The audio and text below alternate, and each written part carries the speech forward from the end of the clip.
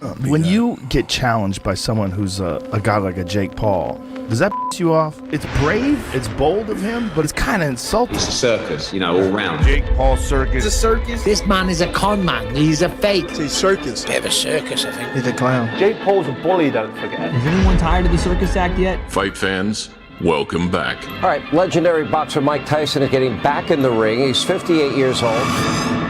Picture this. The most feared man in boxing history steps into the ring against a brash YouTuber turned fighter. Sounds like the setup for a movie, right? Well, this wasn't fiction, it was real. Today, we're diving into the shocking truth about Jake Paul versus the Mike Tyson fight that has everyone talking. This wasn't just a fight, it was a cultural collision. On one side, we had Mike Tyson, 58 years old, but still carrying the aura of an unstoppable force. On the other, Jake Paul, a polarizing figure who went from internet pranks to claiming a seat at boxing's table.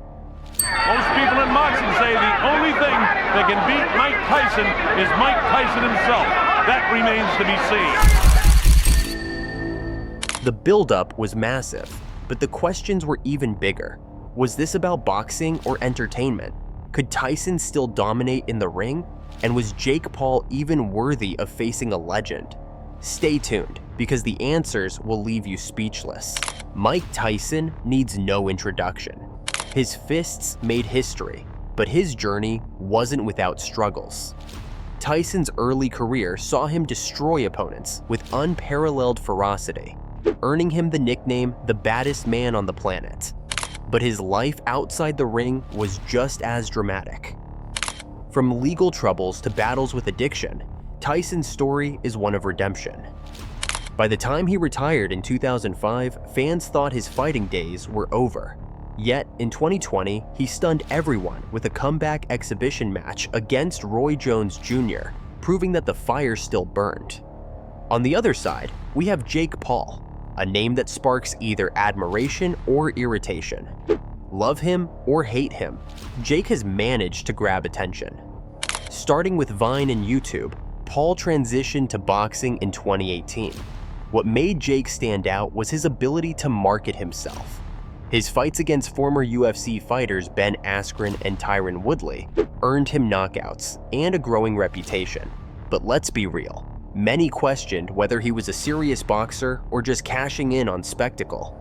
For Tyson, it was another chance to prove his legacy is untouchable.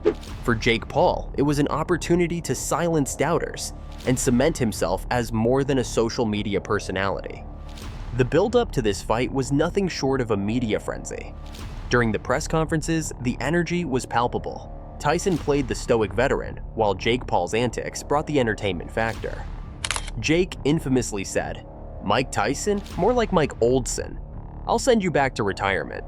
Tyson, with his signature smirk, simply replied, "Talk is cheap until you're on the canvas." No, it doesn't. I don't No? I think it's awesome. You think it's awesome? Yeah, I think it's awesome. Showcases and circus acts in boxing have been part of the territory since its inception, replacing the best versus best in favor of name value and popularity. If you knock Mike out, are you scared of how the public will react to that? Yes. But Mike Tyson's not going to lose his reputation against some dude off the internet. If you go out there and beat him, people are going to hate it's a career suicide. Oh, it's risky for Mike Tyson. And it will make Jake Paul the most hated man in boxing. Make no mistake about it, that is the plan. Take one lights-out power-punching legend who transcended the sport.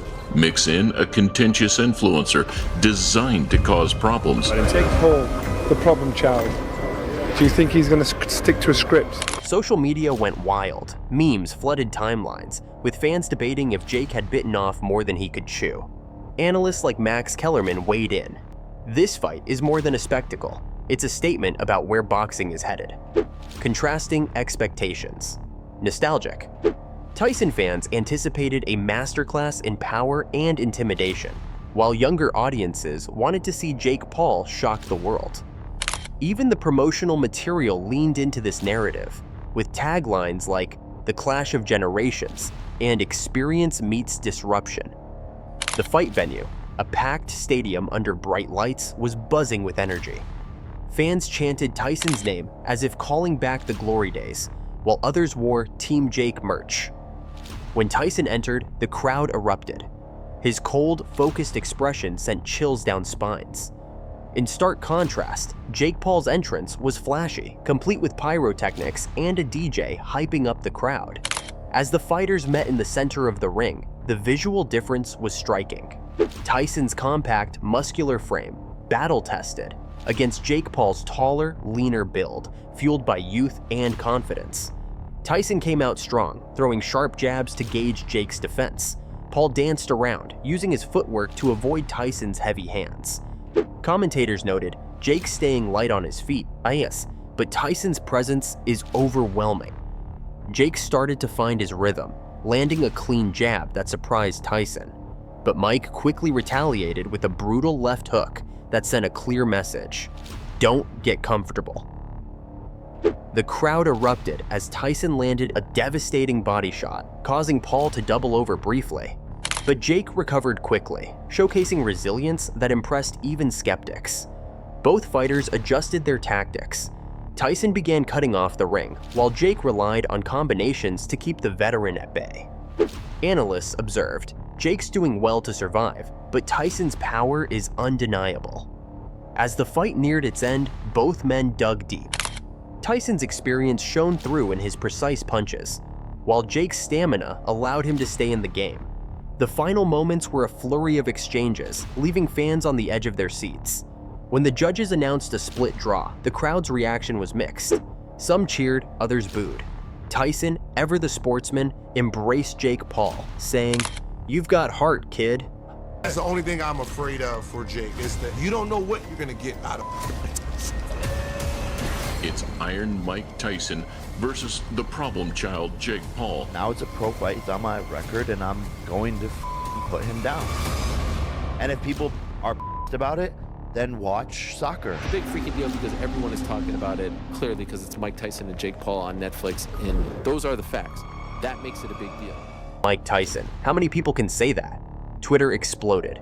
Fans debated whether the draw was fair, with some accusing the judges of playing it safe to protect both fighters' reputations. Celebrities like Dwayne "The Rock" Johnson weighed in.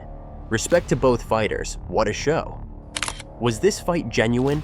Critics pointed to the lack of knockouts and speculated it was staged for entertainment. Boxing purists questioned if this kind of spectacle tarnishes the sport's legacy. Others raised ethical concerns about a 58-year-old Tyson stepping into the ring with a much younger opponent. While Tyson appeared strong, experts warned about the risks of such matchups. This fight was more than just a match. It was a cultural phenomenon. It blurred the lines between sport and spectacle, sparking debates about the future of boxing. But what do you think? Did Jake Paul earn respect, or was this fight all show? And what's next for Mike Tyson? Another comeback or retirement for good? Comment below and let us know your thoughts. Don't forget to subscribe for more deep dives into the